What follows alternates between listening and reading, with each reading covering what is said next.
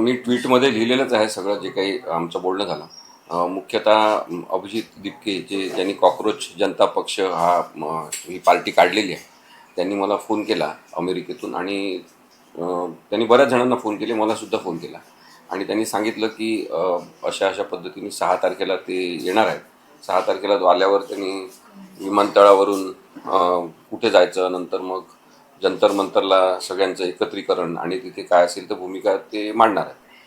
आता याच्यामध्ये माझं असं मत होतं की आत्ता परत येण्यासारखी परिस्थिती आहे का याचा अंदाज घेतला पाहिजे. कारण की जसं संग्राम पाटील लंडनमधून काहीतरी लिहायचे तर त्यांना विनाकारणच अरेस्ट करण्यात आली, त्यांच्यावर चुकीचे आरोप करून त्यांना जवळपास 5-6 महिने भारतामध्ये न्यायालयीन प्रक्रियेत आणि पोलिसांच्या सगळ्या प्रक्रियेमध्ये खूप मोठा त्रास झाला आणि नंतर त्यांना परत जाता आलं. त्यामुळे सरकार हे बदल्याच्या भावनेतून यंत्रणांचा वापर करणारं असल्यामुळे संपूर्ण योजना तयार असेल तरच भारतात यावं असं माझं मत मी त्यांना सांगितलं आणि त्यांनी सुद्धा ते मान्य केलं. परंतु त्याचं मत आहे की आत्ता जी काही 30-35 लाख मुलं जे नीट परीक्षेच्या माध्यमातून अन्यायग्रस्त झालेले आहेत, वैफल्यग्रस्तता त्यांच्यामध्ये आलेली आहे, ते 30 लाख मुलं जरी धरले आणि त्यांचे परिवारातले 60 लाख लोक पालक म्हणून अशा सगळ्या लोकांचा हा प्रश्न आहे. आणि सातत्याने परीक्षेमध्ये जो भ्रष्टाचार होतो आहे, अव्यवस्थापन आहे, धोरणात्मक एक गाफिलता आहे, त्याबद्दल आत्ताच बोललं पाहिजे. कारण की अभिजित दिपके याचं म्हणणं आहे की कॉक्रोच जनता पार्टी हा पक्षच मुळात नवीन मुलं जे आहेत, जे आत्ता जेनझी असतील किंवा नवीन जी मुलं आत्ता अजून शिक्षणाच्या प्रक्रियेत आहेत, त्या सगळ्यांचं दुःख मांडणारा पक्ष आहे. त्यामुळे मला आत्ता यायलाच पाहिजे असं अभिजितनी सांगितलं आणि त्यानुसार 6 तारखेला सकाळी त्याचं विमानतळावर आगमन होईल. तेव्हा अनेक जणं त्याच्यासोबत तिथून जंतर मंतरकडे येतील आणि त्यांची भूमिका मांडतील. त्यापूर्वी आवश्यकता असेल तर ते संसद मार्ग पोलीस स्टेशनला सुद्धा जातील आणि पोलिसांना माहिती देतील की आम्ही असा लोकशाही मार्गाने शांततामय प्रकारे आमचा निषेध आम्ही नोंदवणार आहोत आणि आमचं म्हणणं मांडणार आहोत. तर एवढं माझं बोलणं झालं. मी त्याला हे पण सांगितलं की शाहू फुले आंबेडकर यांचा महाराष्ट्र असल्यामुळे आपण लोकशाहीचे सगळे विचार अहिंसक पद्धतीने वापरात आणू अशा पद्धतीची रूपरेषा असली पाहिजे आणि कोणीही प्रक्षोभक विधानं करणार नाही याची काळजी घेतली पाहिजे. तर त्यांनी सांगितलं की माझी पण तीच भूमिका आहे आणि त्यांनी त्याच दिवशी मला वाटते अनेक मीडियाला इंटरव्ह्यू देताना सुद्धा तेच सांगितलं की लोकशाही मार्गाचा वापर आपण करणार आहे. महात्मा गांधींचा शांततामय परिवर्तनाचा मार्ग महत्त्वाचा आहे हे सुद्धा त्याला पटलेलं आहे. त्याचबरोबर मी हे सुद्धा चर्चा करताना बोललो की केवळ एक राजकीय पक्ष जाऊन दुसरा राजकीय पक्ष येणं असं सत्तांतर म्हणजे काही खूप मोठा परिवर्तनाचा विषय नाही. परिवर्तन हे व्यवस्थेमध्ये झालं पाहिजे. व्यवस्था ही पारदर्शकपणे लोकांसाठी काम करणारी असली पाहिजे. यंत्रणांनी प्राधान्यक्रमाने नागरिकांच्या समस्यांचा विचार केला पाहिजे आणि जो लोकांचा निधी आहे तो लोकांसाठीच खर्च झाला पाहिजे. अशी व्यवस्था आणण्यासाठी परिवर्तन घडून आणणं हे महत्त्वाचं आहे. केवळ राजकीय पक्षांतर हा खूप छोटासा भाग आहे. अशी आमची चर्चा झाली आणि मला असं वाटतं की अभिजित दिपके भारतात येणं ही एक महत्त्वाची घडामोड असल्यामुळे आपण सगळ्यांनी उत्सुकतेने त्याकडे पाहणं बरोबरच आहे. परंतु यश किती मिळणार हे मुलांचा काय काय पाठिंबा त्याला मिळतो याच्यावर अवलंबून आहे. सर, अभिजितचे जे हँडल होते सोशल मीडिया ते भारतातले बंद केले होते. कॉंग्रेस पार्टीने ज्यावेळेस काढले त्यावेळेस सगळेच हँडल बंद केले. तो बाहेरून दुसरे हँडल म्हणजे तयार करत होता. आता त्या कायद्यानुसार काही त्याच्यावर कारवाई होऊ शकते भारतात आल्यावर, कारण ती एक भीती आहे सगळ्याच्या मनात की तो भारतात आल्यानंतर सरकारकडून यामध्ये काहीतरी कायदेशीर कारवाई करून त्याला रोखलं जाईल. राजकीय दृष्टिकोनातून थोडासा विचार केला तर सरकारची भूमिका अशी राहील की अभिजित दिपके भारतात आल्यावर त्याला पाठिंबा किती मिळतो हे बघायचं, त्याच्यामागे कोण कोण उभे राहतात याचा अंदाज घ्यायचा आणि त्याच्यानंतरच काय असेल तर कारवाई करायची. थेट लगेच कारवाई करण्याची घिसाडघाई सरकार करणार नाही असं मला वाटते. परंतु तुम्ही जो मुद्दा म्हटला तो अत्यंत महत्त्वाचा आहे की केवळ अभिजित दिपकेचंच नाही तर अनेकांचे सोशल मीडिया अकाउंट हे विनाकारण सस्पेंड केले जात आहेत. विशेषतः ट्विटर, नंतर यूट्यूब आणि फेसबुक, इंस्टाग्राम याच्यावर सरकारची खूपच नजर आहे. थोडं जरी सरकार विरोधी लिहिलं तरी ते अकाउंट सस्पेंड होते. खरं तर इन्फॉर्मेशन टेक्नॉलॉजी ॲक्टमध्ये जी प्रक्रिया सांगितलेली आहे की कोणाचंही अकाउंट सस्पेंड करायचं असेल तर आधी कारणे दाखवा नोटीस दिली पाहिजे, त्यानंतर त्याची भूमिका काय, म्हणणं काय समजून घेतलं पाहिजे आणि त्यानंतरच आवश्यकता असेल तर ते अकाउंट सस्पेंड करता येऊ शकते. अन्यथा केवळ समज दिली पाहिजे की अशा अशा प्रकारचं तुम्हाला लिहिता येणार नाही. तर ही सांगण्याची कोणती भूमिका, योग्य प्रक्रिया, त्याला आपण म्हणतो due process of law, he follow न करता सरकार अनेकांचे अकाउंट सस्पेंड करतं. आणि अभिजित दिपकेला कॉक्रोच जनता पार्टी काढल्यापासून हा अनुभव आलेला आहे की अनेकदा त्याचे अकाउंट सस्पेंड होत आहेत. अभिव्यक्ती स्वातंत्र्य दाबून टाकायचं ही प्रक्रिया ज्या ज्या सरकारची आत्तापर्यंत राहिली आहे, इतिहास तुम्ही सगळा बघितला भारतीय स्वातंत्र्यानंतरचा, ज्यांनी ज्यांनी अभिव्यक्ती स्वातंत्र्य दाबलेलं आहे त्यांना लोकांनी नंतर घरचा रस्ता दाखवलेला आहे. आता अर्थातच निवडणुका या पारदर्शक पद्धतीने, निशंक पद्धतीने होत नाही आहेत. निवडणुकांची मतमोजणी ही साशंक होत आहे. या पार्श्वभूमीवर सरकार अजूनही टिकून आहे. नाहीतर सरकारला घरचा रस्ता दाखवण्यासाठी लोक उत्सुक आहेत असं दिसते.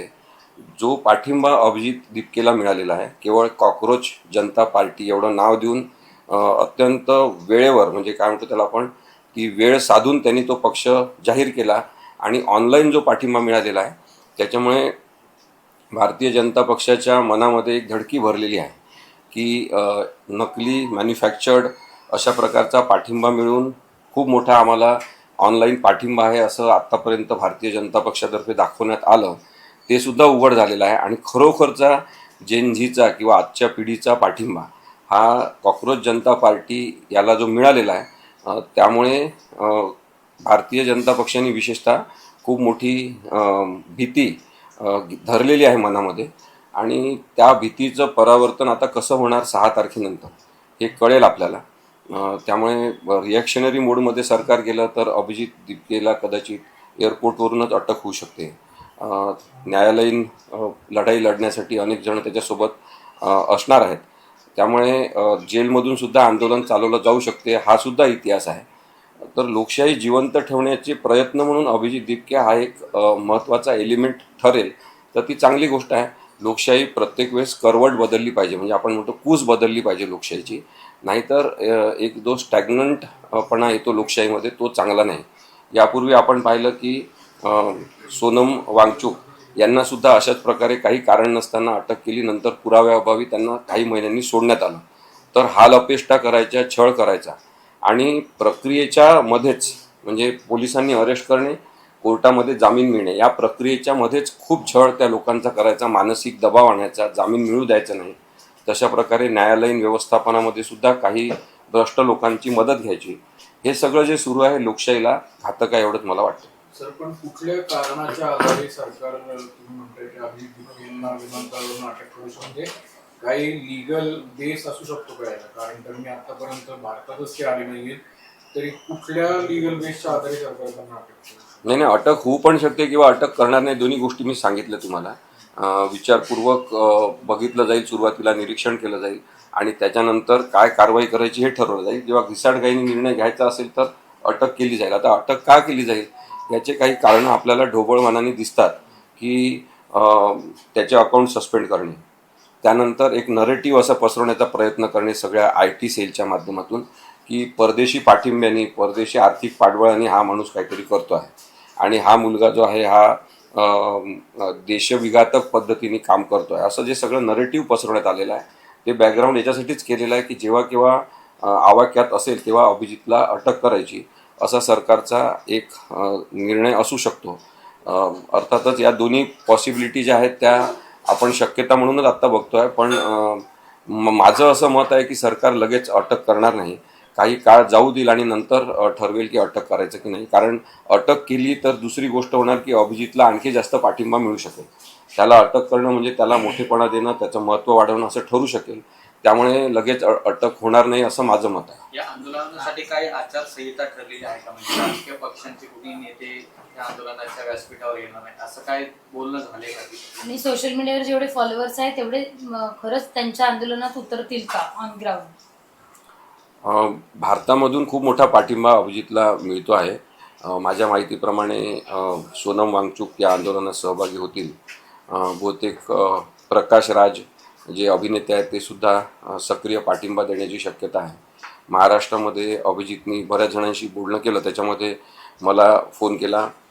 माझे सहकारी डॉक्टर विश्वंभर चौधरी यांच्याशी फोनवर त्यांनी बोलणं केलं. निखिल वागळे सरांना त्यांनी मुद्दामून आमंत्रित केलेलं आहे. आम्हाला सगळ्यांना त्यांनी या म्हणून सांगितलेलं आहे, कारण की सगळे समविचारी लोक एकत्र आले पाहिजे असा प्रयत्न अभिजित करतो आहे आणि त्याचं स्वागत झालं पाहिजे. आता हा जो पाठिंबा त्याला मिळालेला आहे कॉक्रोच जनता पक्ष झुरळाचं चिन्ह हे काढल्यावर, तर तो व्हर्च्युअल स्वरूपाचा पाठिंबा आहे, तो ऑनलाईन स्वरूपाचा पाठिंबा आहे. त्यामुळे ऑनलाईन ज्यांनी पाठिंबा दिलेला आहे त्यांचा राग म्हणून तो समजून घेतला पाहिजे की त्यांचा व्यवस्थेविरुद्ध, यंत्रणेविरुद्ध, सरकारच्या कार्यपद्धतीविरुद्धचा रोष मोठ्या प्रमाणात व्यक्त झाला आहे. त्यांनी सदस्यत्व त्याचा घेतलेला एक बटन दाबून ऑनलाईन पद्धतीने ते सगळेच जण दिल्लीत जमतील, ते सगळेच जण सक्रिय रस्त्यावर उतरून पाठिंबा देतील अशी शक्यता नाही आहे. परंतु एक गोष्ट महत्त्वाची आहे की इतक्या लोकांच्या मनात सरकारविरोधी खदखद असणं, राग असणं आणि त्याचं एक काय म्हणू आपण एकत्रीकरण अभिजित दिपकेच्या निमित्ताने होणं ही एक मोठी राजकीय घडामोड आहे. याच्याकडे सामाजिक क्रांती म्हणून सुद्धा बघायला पाहिजे आणि सातत्याने लोकांचा राग दाबला गेल्यावर लोक कशा पद्धतीने व्यक्त होतात याची दखल नक्कीच सत्ताधारी सगळ्या लोकांनी घ्यायला पाहिजे. अनेक जण गमतीने त्याच्याकडे घेण्याचा प्रयत्न करतात. काय झुरळच आहेत हे, फवारणी करू आपण, आमच्या जो तसे स्प्रे आहे असं वगैरे जे वक्तव्य केलं जात आहेत, विनोद म्हणून ते ठीक असेल, पण लोकांच्या मनातला राग समजून घेण्यामध्ये आपण अपयशी जर ठरलो पुन्हा पुन्हा तर हे चांगलं होणार नाही. आमचं असं मत आहे की लोकशाही पद्धतीने शांतता मार्गाने अहिंसात्मक पद्धतीने जे काही आंदोलन असेल त्याचा आदर केला पाहिजे आणि सगळ्यांनीच भारतीय संविधानाच्या चौकटीमध्ये बसेल अशा प्रकारचं आंदोलन केलं पाहिजे. आम्ही निर्भय बनू चळवळ चालवताना याची जास्त खबरदारी नेहमीच घेतलेली आहे की आंदोलन हे लोकशाही पूर्ण पद्धतीचंच असलं पाहिजे आणि आपण कायद्याचं उल्लंघन करायला नको. भाषेवर नियंत्रण असायला पाहिजे प्रत्येकाचं. बेताल वक्तव्य करणं, कोणाला काही बोलणं हे व्हायला नको साधारणतः, अशी अपेक्षा आपण या आंदोलनातून करू शकतो.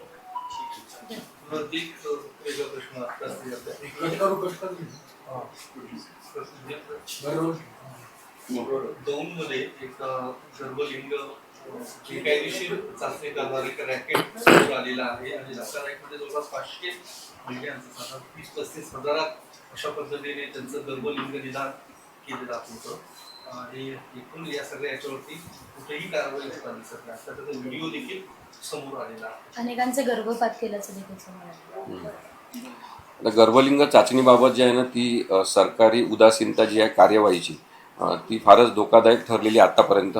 आपण पाहिलं की वेगवेगळ्या प्रकारचे फॉर्म्स असतात, ते फॉर्मसुद्धा सोनोग्राफी सेंटरकडून भरून घेतले जात नाही. वेळेवर नंतर केवळ फॉर्म भरल्याची प्रक्रिया केली जाते.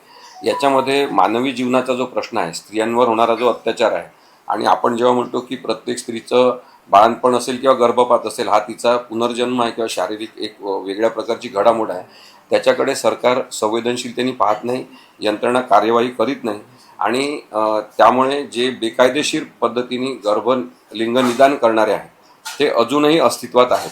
मुलींच्या जन्माचं स्वागतच करायचं नाही आणि मुलीला पोटातच मारून टाकायचं, हा जो प्रकार आहे त्याच्याबद्दल प्राधान्यक्रमाने काम केलं गेलं पाहिजे. म्हणजे आपण पाहतो की पैसे वाटपाचे सगळे कार्यक्रम राजकीय दृष्टिकोनातून केले जातात, परंतु मग गर्भलिंग निदान केलं जातं त्याच्यामध्ये कोणाचं नुकसान होते, कोणाला मारलं जाते, त्याच्यामध्ये स्त्री भ्रूण हत्या केली जाते. स्त्री भ्रूण हत्या म्हणजे मग ती जन्माला न आलेली लाडकी बहीण आहे, तिच्यासाठी तुम्ही काहीच करणार नाही आणि पैसे मात्र खर्च करताना राजकीय कारणासाठी डोनेशन स्वरूपात वाटप जे करता ते चुकीचं आहे. माझं म्हणणं आहे की जीवनावश्यक गोष्टींवर कायद्याच्या प्रक्रियेवर आपण लक्षपूर्वक पद्धतीने त्याची अंमलबजावणी होईल याचं काम केलं पाहिजे. ते होताना दिसत नाही. आम्ही अनेक वर्षांपासून या प्रश्नाबद्दल बोलतो आहे, पण सरकारी अनास्था याच्यासाठी कारणीभूत आहे.